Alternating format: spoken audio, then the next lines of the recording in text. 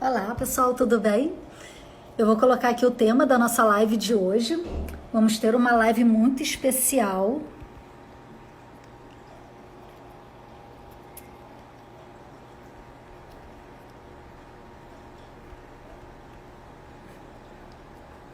Olá, pessoal, tudo bem? Sejam muito bem-vindos.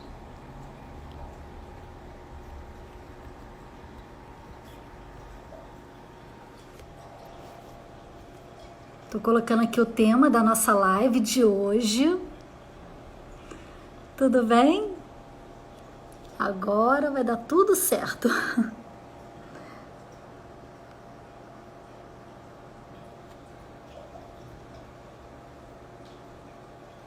Pronto.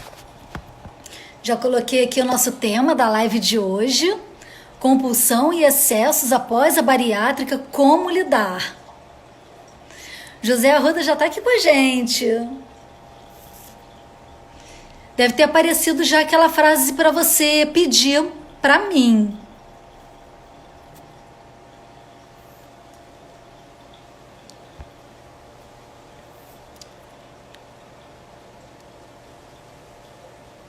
Já deve ter aparecido aí.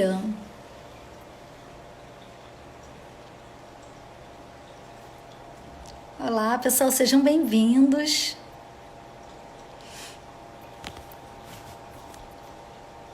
Oi, Ilana. Tudo bem, gente?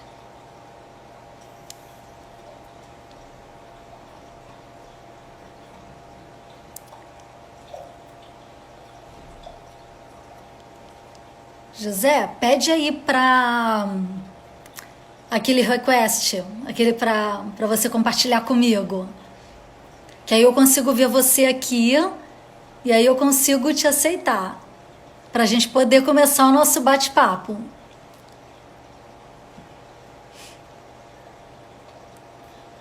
A Nutri, Lohane Ferraz, nossa Nutri do Centro Probário.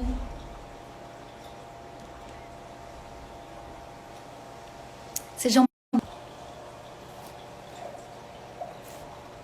Pessoal, vocês estão me ouvindo direitinho? Vocês estão conseguindo me ouvir? Podem fazer assim. Deu aqui uma travada, mas eu acho que já voltou, tá tudo bem. Tá todo mundo me ouvindo direitinho? Boa noite. Ah, Tuane falou que tá tudo bem. Ótimo. Maravilha.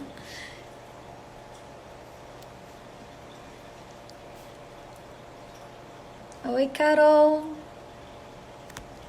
Muita gente bacana aqui com a gente. Prontinho. Gente, conseguiu. O José vai entrar agora. A gente vai ter muita coisa aqui para conversar. Olá! Oh, finalmente! Deu certo, Finalmente! viu? Olá. Tá tudo certo, vai dar Eu certo. estava só esperando você entrar para poder fazer as devidas apresentações, porque você merece. Sim, obrigado, Fernando. Bom, Prazer pessoal, estar aqui. pessoal, boa noite. Eu vou apresentar o José Arruda. Ele é psicólogo clínico que atua desde 2000 pacientes com obesidade grave na preparação da cirurgia bariátrica. E ele tem uma experiência muito grande em psicologia cognitiva. E o tema de hoje é um tema que muitas pessoas que fazem cirurgia bariátrica, ou até mesmo que estão para fazer cirurgia bariátrica, se preocupam, que é compulsão e excessos após a cirurgia bariátrica. Como lidar com isso? Zé Arruda, quer se apresentar? Quer falar alguma coisa para o pessoal? Temos aqui uma audiência já muito boa. Ah, que bom, que ótimo. Olha, é um prazer compartilhar o aprendizado ao longo desses anos, tá? Aprendi muito ouvindo com empatia, com acolhimento, os candidatos à cirurgia bariátrica, e é um pouco desse aprendizado que eu quero compartilhar. Foram 20 anos, não é? Então, tem história Nossa, e 21. bons resultados. A ferramenta, mesmo não sendo uma ferramenta mágica, é uma ferramenta muito poderosa contra obesidade mórbida, grau 3, grau 4, enfim. Mas não é uma solução mágica, né? Mas antes de começar, eu queria dizer assim, sobre o próprio tema da nossa conversa, é, é compulsão e excessos. Por que tem essa diferenciação? Porque é muito comum, ao longo desses anos, eu ver a queixa do meu paciente dizendo que ele tinha compulsão alimentar, né? Mas, ao conversar, ao acolhê-lo melhor, eu vejo que eles não obedeciam os critérios da compulsão alimentar. O transtorno de compulsão alimentar periódico, o TCAP, é uma doença, esse transtorno é uma doença muito grave. Um número pequeno de pacientes que eu atendi, mais de 1.500 pacientes ao longo desses 20 anos, é um número muito reduzido daqueles que estão nos critérios do transtorno de compulsão alimentar periódica. Por quê? Porque os critérios são rigorosos e as queixas, em geral, do meu paciente é de uso abusivo, beliscadores, empanzinadores, mas não preenche o critério de transtorno de compulsão alimentar periódica. Que critérios são esses? É grave. Esse transtorno é muito grave. Inclusive, para dar o laudo psicológico, para quem está dentro desses critérios, exige uma preparação específica, tá? Por vários motivos. O transtorno ele pressupõe como critério que você faça uma ingesta inacreditável num curto período de tempo. Não é ao longo do belisquei, comi o meu bolo, enquanto ele não acabou. Não. É num curto tempo, prazo de tempo, a ingesta é muito intensa, é inacreditável. Não é? E depois tem um outro critério, que ele tenha, nesse episódio, perdido o controle do seu comportamento. Né? Eu tenho relatos de pacientes que colocam como se estivessem possuídos nesse momento. Tá? Então, esse é um outro critério importante, que é uma falta de controle, como se fosse uma possessão. Tá? Esses pacientes que têm essa experiência precisam de um processo mais longo para poder ter acesso à cirurgia bariátrica, mas é um número pequeno.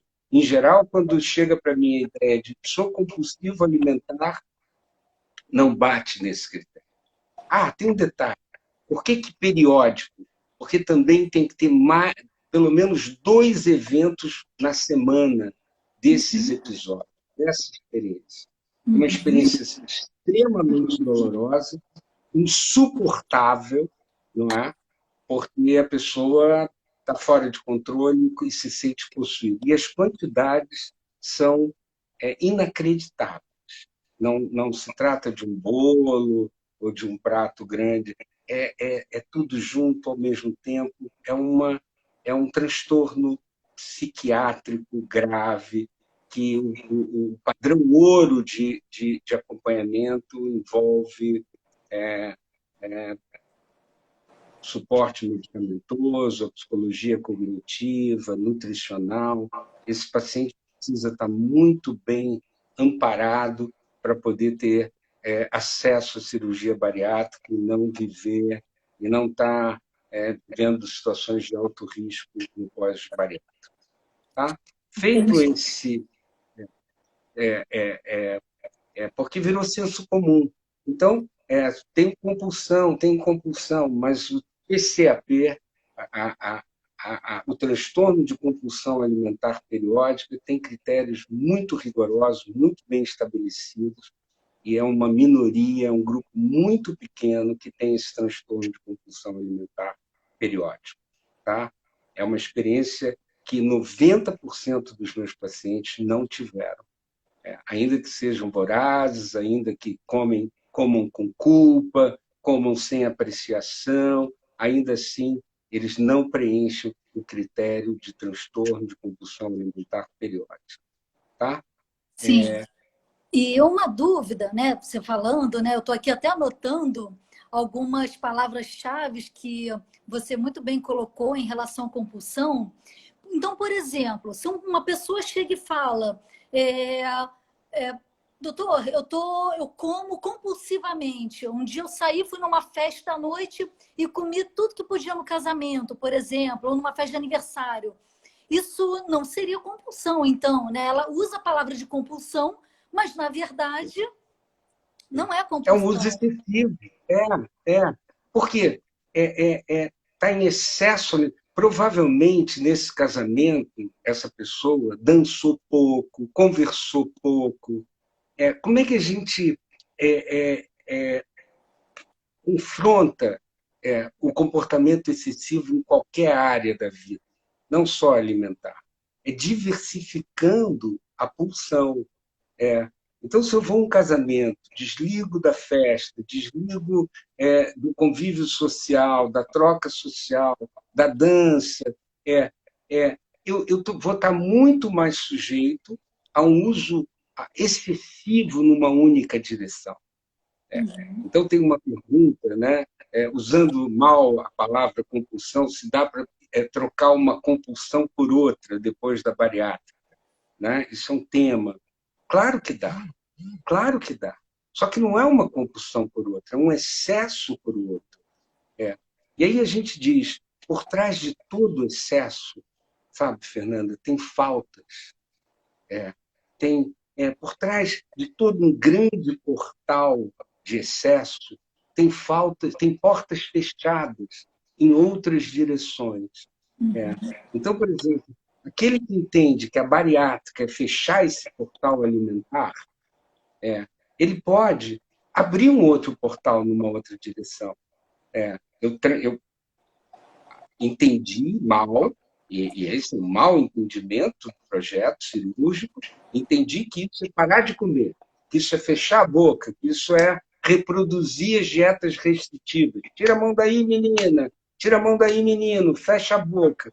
Então, aquilo que era um grande portal, que eu passava com muita intensidade, vai abrir um outro grande portal.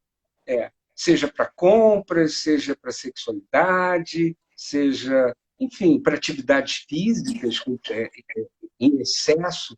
O controle de excesso passa necessariamente pela diversificação das pulsões. Aí eu usei uma expressão bem psicológica. O que eu quero dizer com isso? Por mais energia que eu venho ao mundo, em geral, os obesos vêm com muita energia ao mundo, ela é econômica, ela não é uma fonte inesgotável. Se eu distribuo bem a minha energia, eu não vou estar excessivo em nenhuma frente. Então, agora, se eu entendo, não é, que eu posso viver minha vida afetiva, minha atividade física, se as portas estão fechadas, não é? Eu tendo a abrir uma grande porta para a qual eu vou passar com excesso. Então, no caso da bariátrica, não é? É uma oportunidade incrível dos meus pacientes que eu acompanho no pós-operatório de você se tornar um gourmet. Eu sou um terapeuta cognitivo, eu trabalho com modelo. Eu penso, eu sinto e eu me comporto. Nessa ordem. A gente diz que todas as emoções têm um pensamento, uma cognição, produzindo aquela emoção, que gera um comportamento.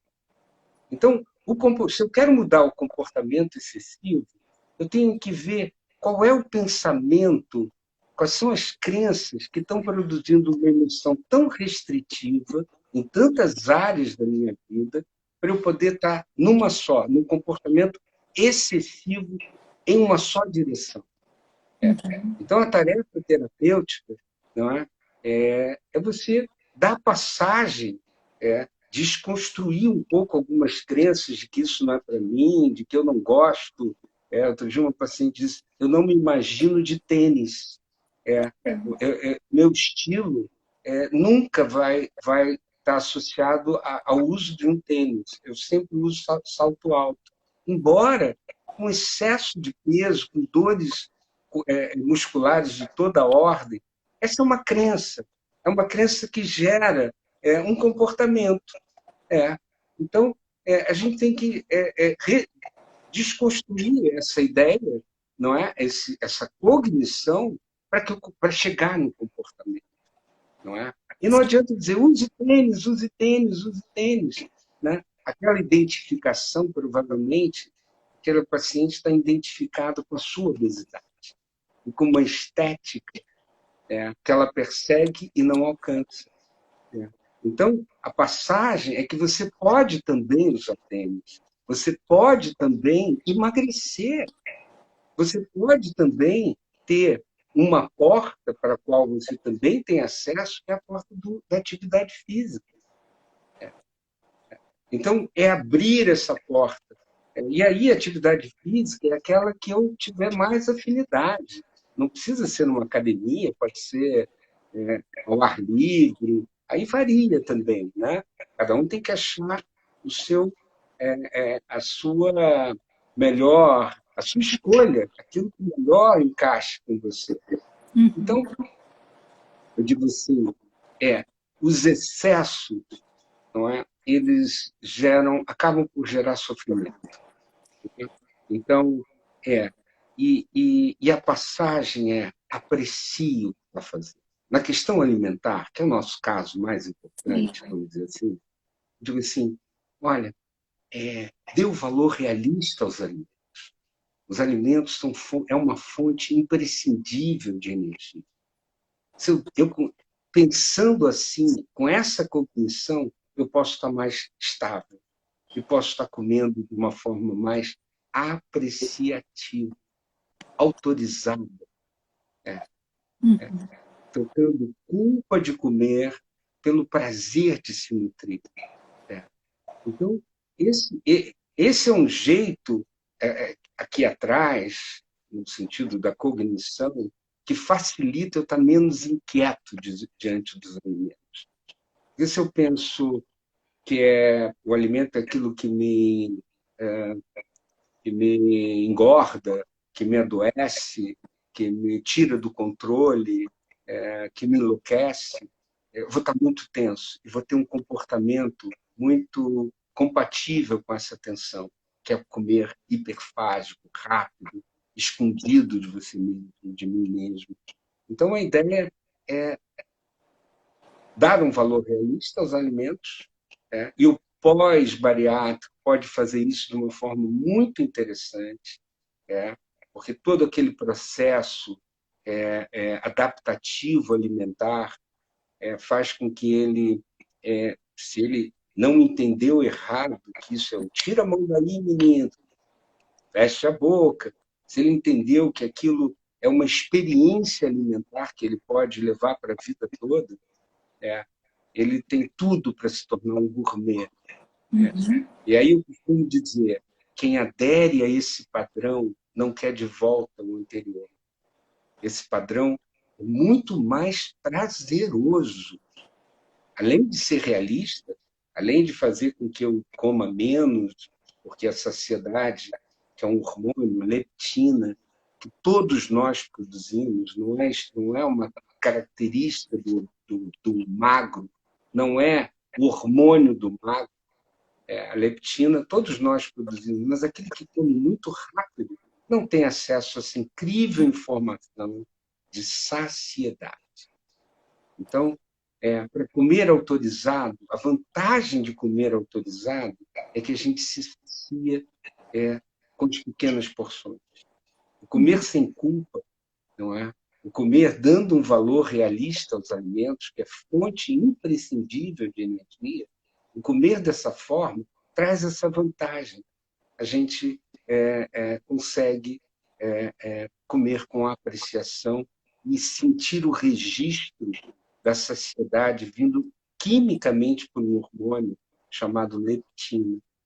Então, são habilidades. O que eu tenho trabalhado com os meus pacientes pós-bariátricos é adquirir essas habilidades. Habilidade gourmet, habilidade de apreciar, habilidade de diversificar as suas pulsões, como esse caso do casamento que você citou, Sim. né? Ela está deixando de conversar, ela está deixando de dançar, ela está deixando de celebrar com os noivos, ela está deixando uma série de ver no ambiente, de a festa em geral é bonita, tem, né, tem arranjos, ela tá negando, fechando todas essas possibilidades e aí está sujeita a ir lá só para comer. E aí, isso não é exatamente uma compulsão, isso é um comer excessivo. É um comer que chega uma hora que não vai dar mais prazer.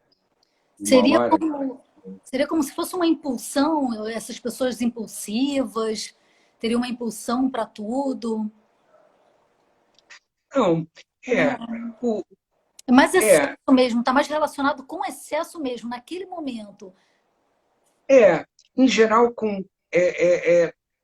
não posso, não tenho assunto para conversar.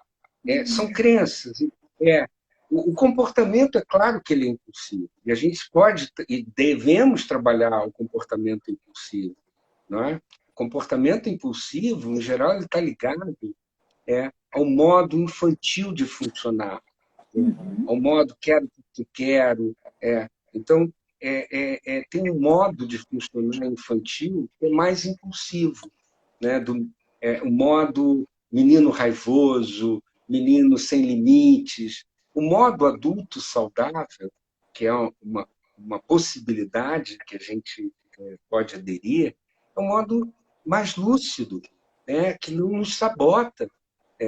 O modo menino desamparado, ou menino pouco atendido, muito criticado, nesse modo, eu já vou me sabotando, porque eu estou atuando no modo infantil, no modo menino sem limites, que eu vi isso, eu me identifiquei com isso, que deixei entrar essa ideia sobre mim mesmo num momento da minha existência que eu não tinha argumentos, que eu não tinha corpo físico, psíquico, para dizer, mamãe, não é bem assim, não é bem isso que você está me dizendo, eu sou isso, eu sou tanta coisa, eu quero brincar.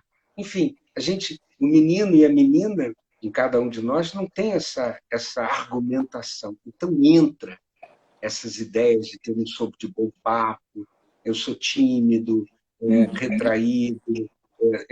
E aí, isso tudo são portas fechadas. Aí a tendência de eu ir a um casamento, comer todas, aumenta. Aumenta essa tendência. Ouvindo tudo que você falou, tá uma aula aqui, né, gente? Tá maravilhoso. Me vieram duas questões na cabeça, Arruda, não sei nem se é a dúvida de alguém que esteja assistindo a gente. Então, pelo que você está falando, um paciente com obesidade, que vai fazer cirurgia bariátrica, que tem, digamos assim, esses traumas alimentares, muitas vezes até da infância, né? Outro dia um paciente fez o comentário, eu não gosto de comer salada porque quando eu olho para um prato de salada eu vejo a minha mãe com uma correia em volta do pescoço, né, falando que tinha que comer tudo. Então, assim, tratar essas causas é extremamente importante, porque se ele tem um trauma alimentar, isso vai carregar para depois da bariátrica. E aí, quando a gente faz o nosso planejamento alimentar, eu estou aqui pensando como nutricionista. Quando a gente faz o planejamento alimentar, ele recebe aquele planejamento e pensa, não, tudo bem, está aqui o planejamento. Mas será que quando ele colocar, né, quando ele colocar o alimento no prato, ele vai olhar, não é só porque ele fez a bariátrica que esses traumas foram embora. Então, tratar essa causa é fundamental, não é não, Roda? Mas a gente pode, e isso é fundamental também, atualizar esse olhar. Esse olhar de corrente, esse olhar de opressão, é do menino oprimido. Tá? No modo adulto saudável, eu posso atualizar esse olhar e ver numa alface fonte de vida, fonte de energia, fibras. Eu posso olhar e ver de uma outra forma. Ali são fibras que vão, inclusive, me saciar, que vão me ajudar a minha... Enfim, vocês sabem muito bem a importância da ingesta das fibras. Então, é, é importante que a terapia, né, vá nesse lugar. Para quê? No lugar infantil, não é para ficar lá. Ali é um lugar para ser rápido. É para pegar a energia psíquica aprisionada nessa trauma, como você falou, nessa experiência, não é? Talvez não seja exatamente um trauma, mas é uma experiência relevante, poder trazer energia aprisionada para o aqui e agora. Aí uma alface deixa de ser eu penso, eu sinto e eu me comporto. Pensando o alface como uma opressão materna, eu vou sentir uma aversão e vou ter um comportamento de não seguir a sua indicação, a sua prescrição. Agora, se eu olhar com um olhar mais adulto, no modo adulto saudável, o que eu quero dizer com isso? De uma forma mais atual, de que não tem mamãe nenhuma me obrigando a fazer isso. E eu posso, por consciência, experimentar. Eu, por exemplo, não gosto de alface, mas eu descobri que a alface roxa para mim é mais saborosa. Então, a gente também pode, não quer dizer que vai ter que comer alface, aí a gente reproduz. Eu sugiro que vocês, nutricionistas, contornem as resistências. Teve uma época que nós, psicólogos, éramos tidos assim, permissivos. Mas não era uma questão de permissividade, é uma questão de não ir aonde está a grande resistência do paciente. Sim, sim. Então, poder contornar, não é? Então, experimenta outra coisa que tenha fibras também. Agora, puxando sempre, a gente trabalha isso, pela curiosidade. Tem uma coisa dos nossos meninos, né, que pode ser recuperada, que deve ser recuperada, que é essa coisa curiosa, essa coisa sabe, mais livre de traumas e de experiências. Então, é trazer esse menino antes da experiência negativa, porque ele é vital e ele pode ser útil na curiosidade pelo sabor dos alimentos. Né? Os operados, os obesos, os operados, os pós-bariátricos, é incrível, porque a dieta líquida faz uma desimpregnação das papilas. Né? Acho que você já percebeu. Aqueles 15 ou 20 dias de dieta líquida deixam as papilas muito desimpregnadas. Então, o paladar fica muito apurado. Como eu sei disso, não é? Eu pego carona nessa história e digo, então experimenta, aproveita que... Aí, outro dia, uma paciente disse para mim, Ruda, hoje eu gosto muito do docinho das cenouras. Olha, e antes não conseguia sentir, né? E ela não estava liberada para as cenouras cruas. O alimento cru, ela estava numa fase de adaptação pós-cirúrgica, que ela ainda estava nas cenouras cozidas. Então, ela podia ter me dito, eu adoro as cenouras, mas ela disse o docinho das cenouras. Então, isso confirma um pouco o que eu estou dizendo, como é que o paladar pós-bariátrico, até por conta dessa dieta líquida inegociável, né? Porque ela protege a fístula, ela é muito fundamental, produz um ganho secundário dessa dieta. Além do detox que essa dieta faz, né? da eliminação de radicais livres, né? Nessa dieta, você também, se você não é tabagista, esse é um detalhe, porque o calor do cigarro, a temperatura, o sabor da fumaça, não deixa desimpregnar. Mas se você não é um tabagista, o seu paladar vai ficar muito apurado. Então, eu tenho aproveitado essa perspectiva do pós-operatório para levantar essa coisa do tornar, saboreie,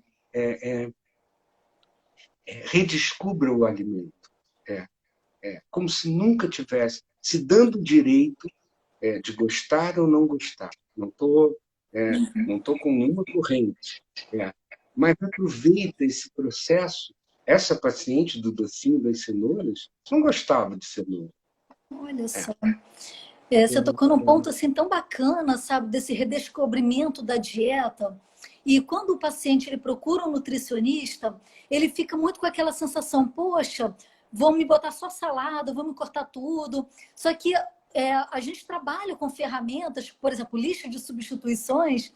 Se o paciente ele uhum, tem algum trauma com alface, tem outras folhas que a gente pode, né, uhum, trabalhar uhum. com eles. Então, assim, o mais bacana, eu acho que nessa nossa conversa que eu peguei aqui, assim, de fundamental, no momento que um profissional, nós temos muitos profissionais aqui assistindo a gente, no momento que um profissional ele identifica um alimento que pode ser de um trauma ou então, né, como você bem colocou, algo de algo repressor, né, daquela época, de um pai ou de uma mãe, ou até mesmo da situação financeira também, né? Eu tenho um paciente que falou assim: hoje eu como de tudo porque hoje eu tenho dinheiro, eu posso comprar tudo e eu vou comprar tudo e vou comer tudo. Então, a gente precisa ter esse olhar aguçado, claro, para trabalhar junto com a psicologia fundamental, para tratar essas causas. Isso, claro, claro. E por E outro esse lado, paciente está numa supercompensação. Ele está outro caso, né? supercompensando. É. E onde é que ele provavelmente vai chegar? A não poder comer tudo, a ter que fazer dieta. É. Quando a gente supercompensa, né, faltou na infância, então agora eu tenho dinheiro, vou supercompensar comendo de tudo. Ele acaba engordando, porque comer de tudo, provavelmente, é comer muito, principalmente dos alimentos hipercalóricos. Então, ele encontra, por uma forma muito curiosa, pela supercompensação, ele encontra a restrição alimentar, a dieta restritiva. Ele vai acabar engordando com essa crença, com esse posicionamento supercompensador, não é? E aí ele vai acabar tendo que fazer dieta restritiva.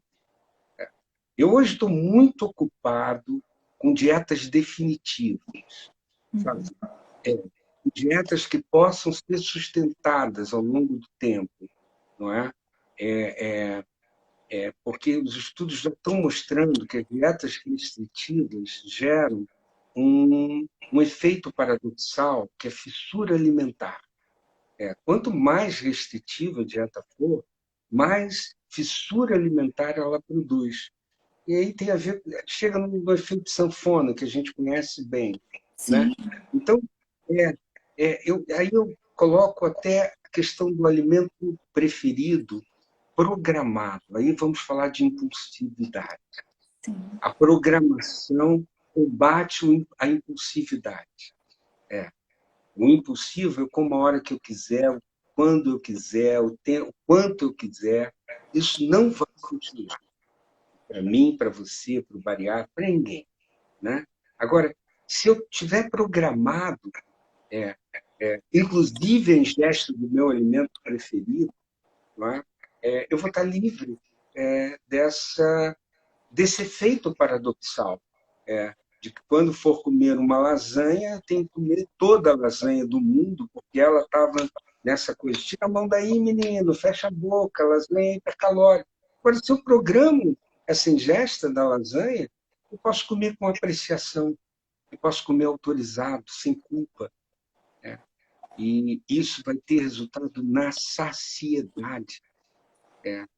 Isso aqui é interessante. Eu comendo mais devagar, eu mastigando um pouquinho mais, quebrando as moléculas dos alimentos, eu estou autorizado num padrão que a gente pode chamar de padrão gourmet. Eu Gostei fico, do padrão gourmet. isso me livra, isso me afasta do padrão hiperfágico, Sim. daquele que o efeito estilingue. Esticou, esticou, esticou, para onde esse elástico vai? Na direção oposta. Então, esse equilíbrio me parece muito importante. E a gente consegue, com autorização, volto a dizer, os alimentos é uma fonte imprescindível de energia. Tudo que eu não quero do meu paciente operado é que se torne um anoréxico ou uma anoréxica, que brigue, que dê um valor dos alimentos aquilo que me adoeceu, aquilo que me me causou tanto desconforto psíquico. Não, não é esse o valor real dos alimentos. O excesso de alimentos gerou esses desconfortos todos. O alimento, o valor dos alimentos, e principalmente o alimento apreciado, é o valor de ser uma fonte de energia. Eu, para estar aqui, eu tenho que estar alimentado, você também, todos nós que estão nos assistindo, é uma fonte preciosa. Os antigos falavam comer rezando, sabe? Sim.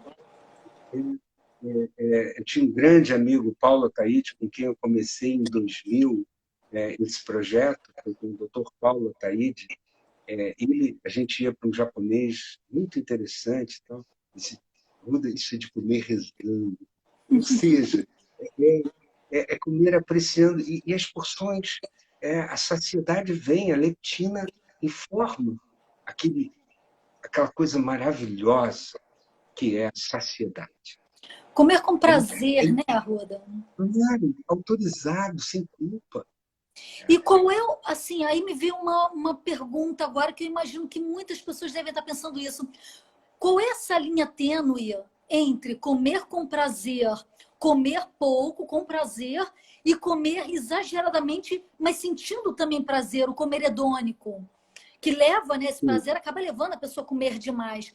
Como é que você coloca para a gente essa linha tênue?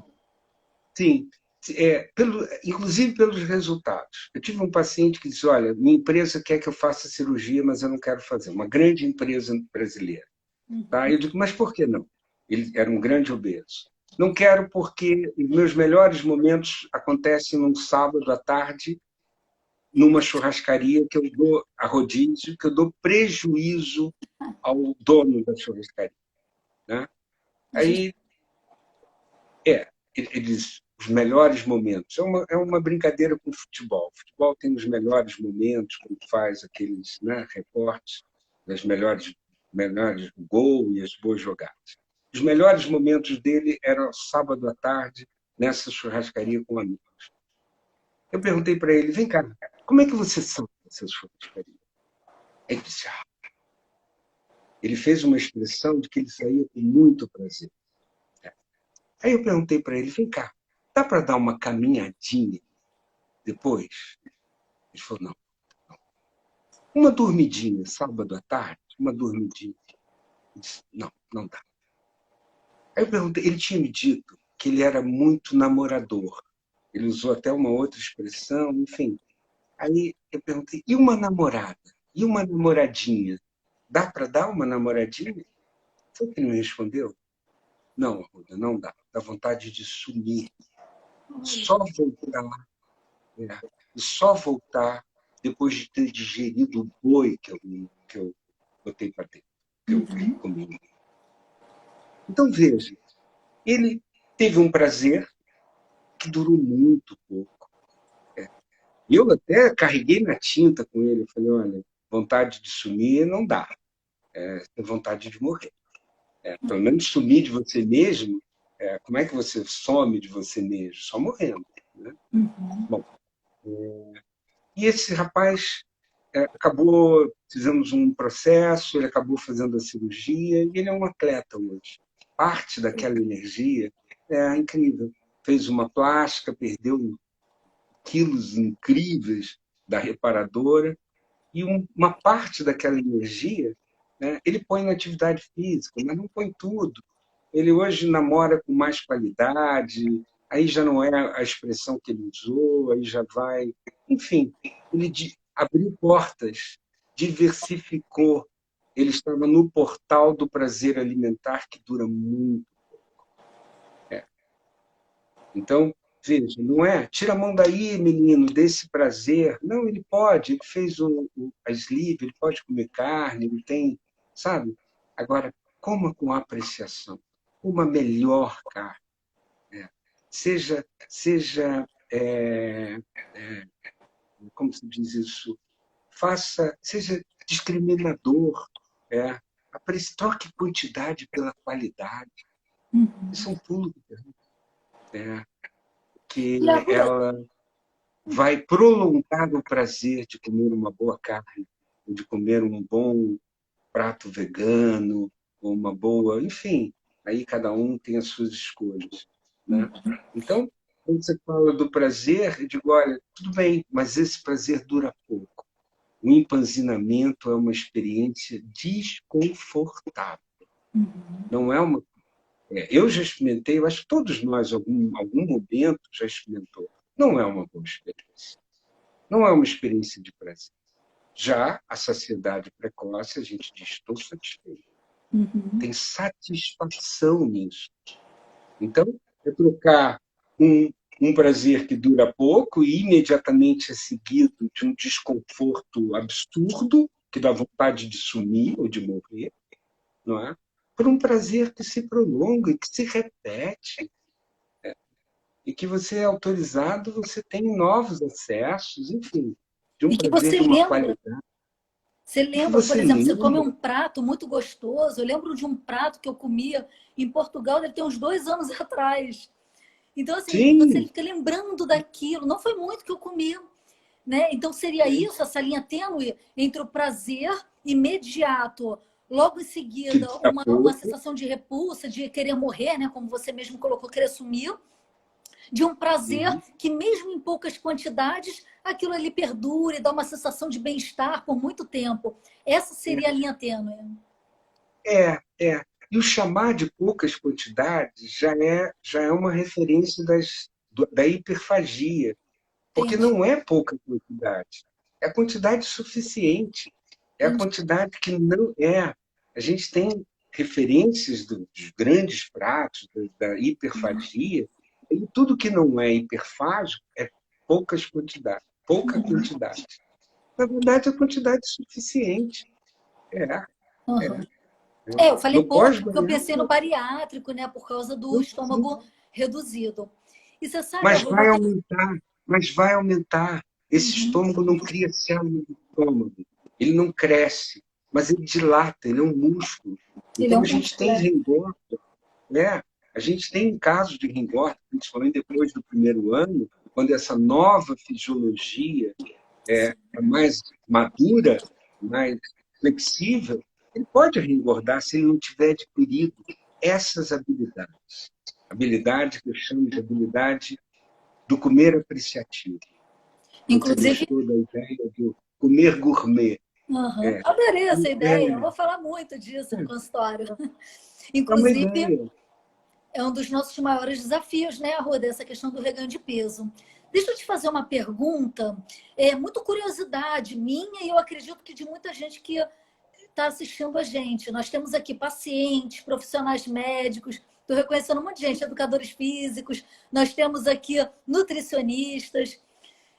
Depois da cirurgia bariátrica, o que acontece com a compulsão depois da cirurgia bariátrica?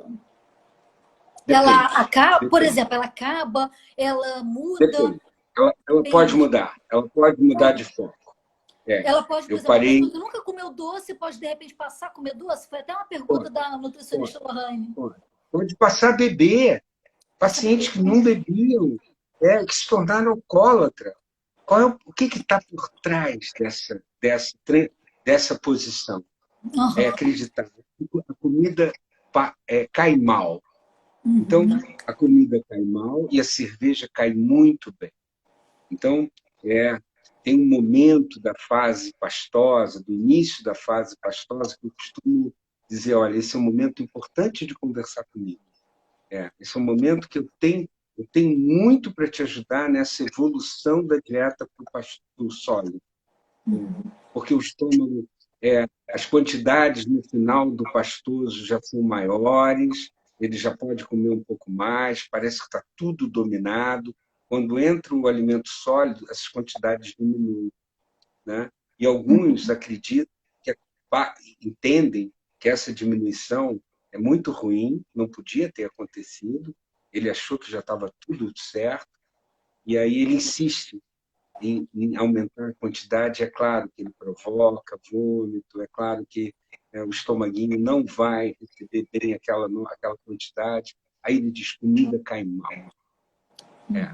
Quando a comida cai mal, ele pode perceber duas coisas: que a cerveja cai bem e ela burla a cirurgia, porque ela é líquida, ela tem um valor alcoólico baixo, um valor calórico muito alto, então ela burla a cirurgia, não é?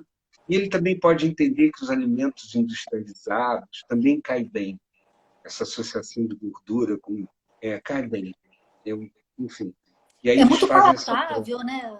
Também tem É, muita química é. ali que torna. Aí o resultado é péssimo. Ele pode se tornar um alcoólatra, ele pode se tornar, reengordar tudo que perdeu. Agora, voltando à sua pergunta, claro, o antídoto é para você não trocar um excesso alimentar pelo excesso em outras áreas, o excesso alcoólico, até o alcoolismo, o uso abusivo do álcool, o alcoolismo. Para que você não faça essa troca, é preciso que você, volto a dizer, diversifique a sua pulsão. É aquele exemplo da festa de casamento. Né? Uma parte da minha energia é para conversar com os convidados. Uma parte da minha energia é para dançar. Uma parte da minha energia é para contemplar o espaço que foi criado para esse evento.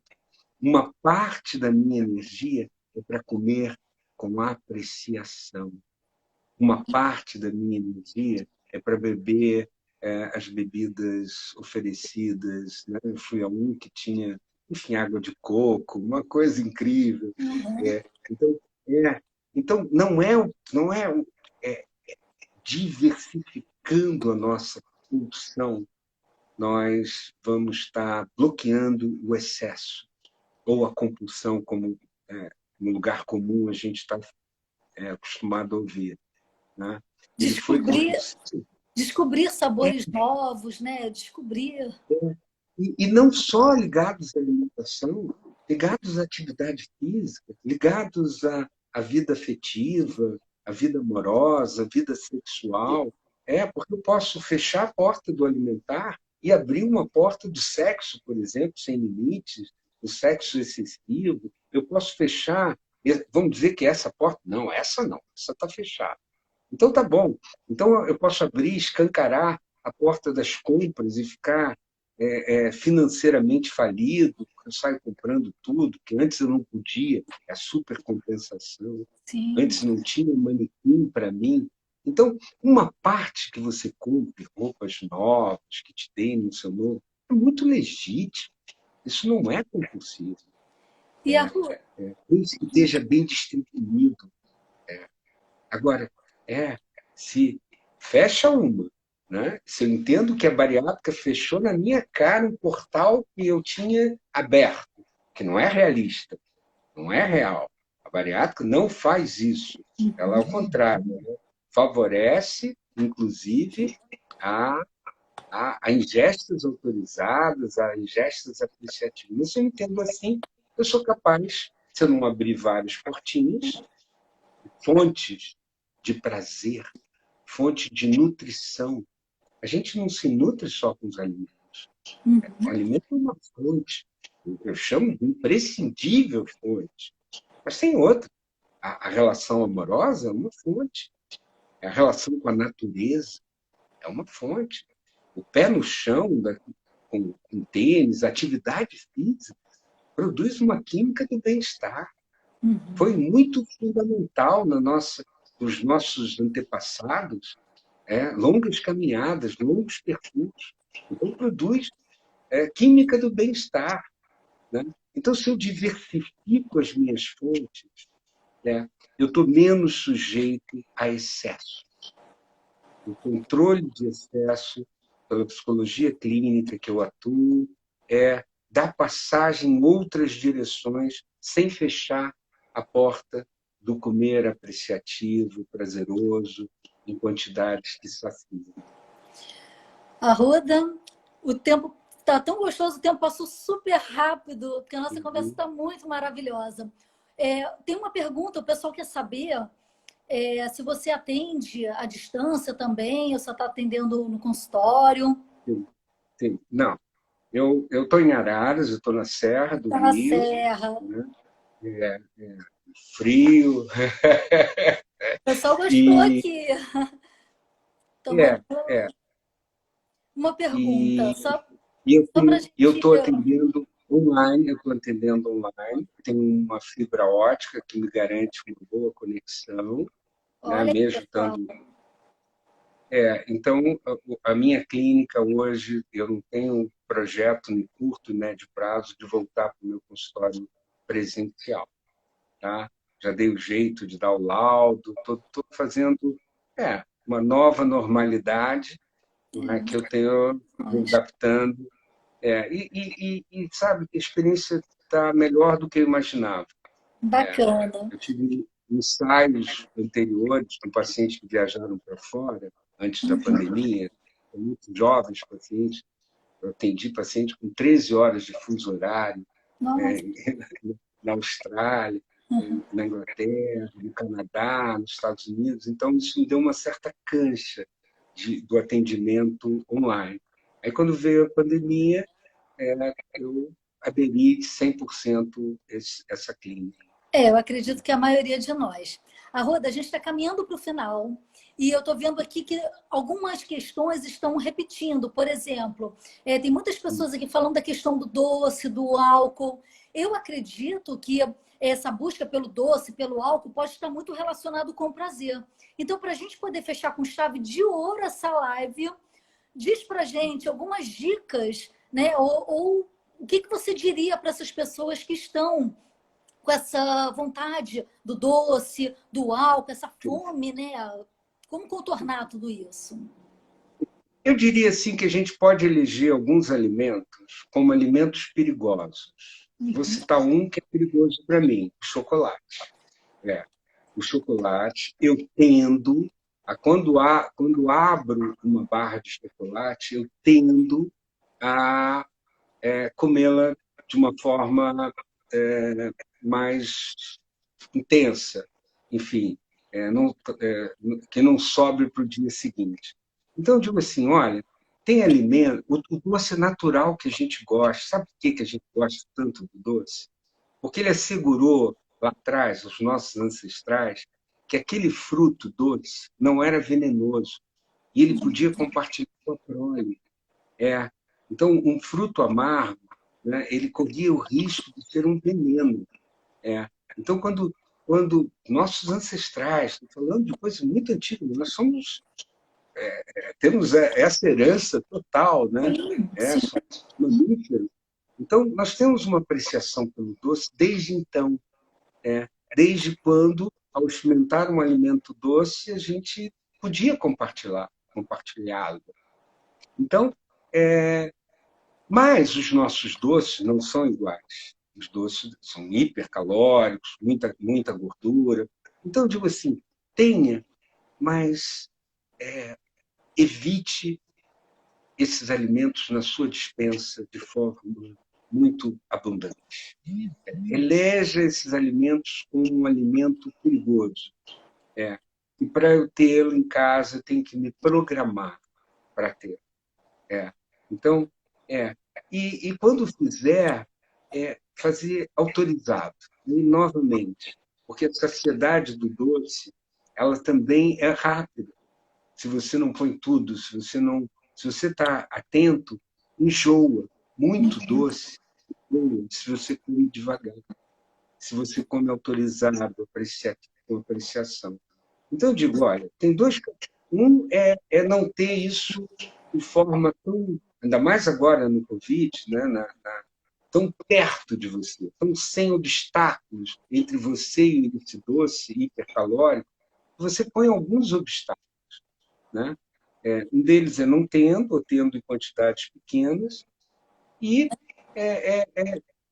afastar um pouco. Isso é uma habilidade psicológica entre você e seu impulso, você refletir sobre o seu impulso.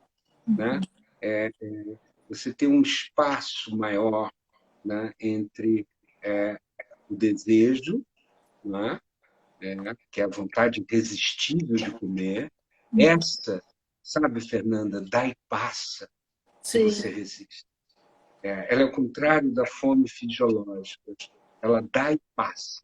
Então, Se a gente a fonte fisiológica, cada vez mais grelina a gente produz, mais famintos a gente fica. Mas a vontade irresistível de comer, se eu resisto, ela dá e passa. Se eu me distraio com algo que não lembre comida, no meio do caminho, desvio, não, peraí, vou arrumar meu armário, peraí, agora não é hora. Agora isso está fora do meu propósito. Então, são cartões de enfrentamento que aquele que é muito fissurado em doce pode ter, inclusive na sua despensa, do propósito, sabe? O cartão de isto está fora do meu propósito. Mas eu tenho direito. Ainda assim eu tenho direito, mas de forma apreciativa, de forma programada. Maravilhosas dicas.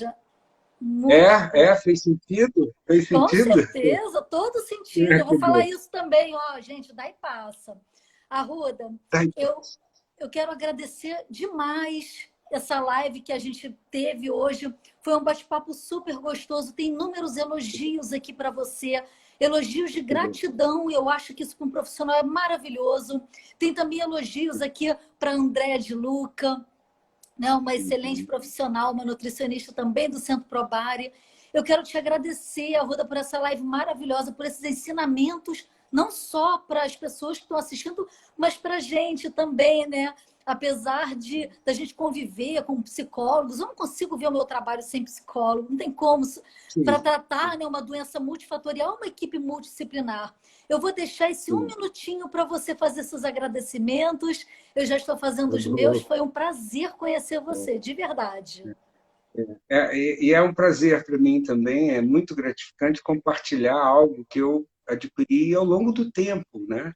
E, principalmente, a minha gratidão é aos meus pacientes, né? que puderam fazer um bom vínculo, que puderam se beneficiar de algumas coisas que eu venho estudando, que eu venho preconizando. Então, hoje eu estou trabalhando muito com a prevenção da obesidade. Conhecendo ela do jeito que eu conheço e sabendo quanto sofrimento ela gera, não é? Principalmente nos jovens, e todos, homens, mulheres, adultos, jovens, enfim. Eu hoje tenho todo um trabalho no sentido de prevenir a se chegar a esse ponto. Agora, ao chegar nesse ponto, eu não tenho dúvida que a ferramenta cirúrgica, numa equipe bem acompanhada, uma equipe multidisciplinar, é uma ferramenta muito poderosa que pode vencer a obesidade. E aí eu falo isso no meio médico, diz, não, isso não tem cura, é uma doença crônica, não tem cura. Eu digo, tem. Porque o que alguns pacientes meus hoje estão, pós-bariátrico, é no controle de peso, que é algo muito diferente de controle da obesidade. Arruda, né? O Instagram vai cortar a gente. Uma pena. Por mim, eu ficava com você aqui a noite toda. Eu só vejo coraçõezinhos e olhinhos de coração aqui subindo. O pessoal está elogiando muito. Você realmente é incrível. Obrigada por compartilhar tanto conhecimento. Resumir 20 anos em 1 hora é impossível. Muito obrigada. Tá ótimo. Muito obrigado a vocês da bariátrica. Tá? E eu agradeço a todos. Pessoal, essa live vai ficar gravada. Entrem no Instagram do José Arruda e vamos em frente aí, né? Lutando com essa doença, obesidade. Só quem sofre dela sabe como é que ela é. É verdade. Um grande abraço para todos. Um grande abraço. Olha, um beijo no seu coração. Um beijo. Tchau.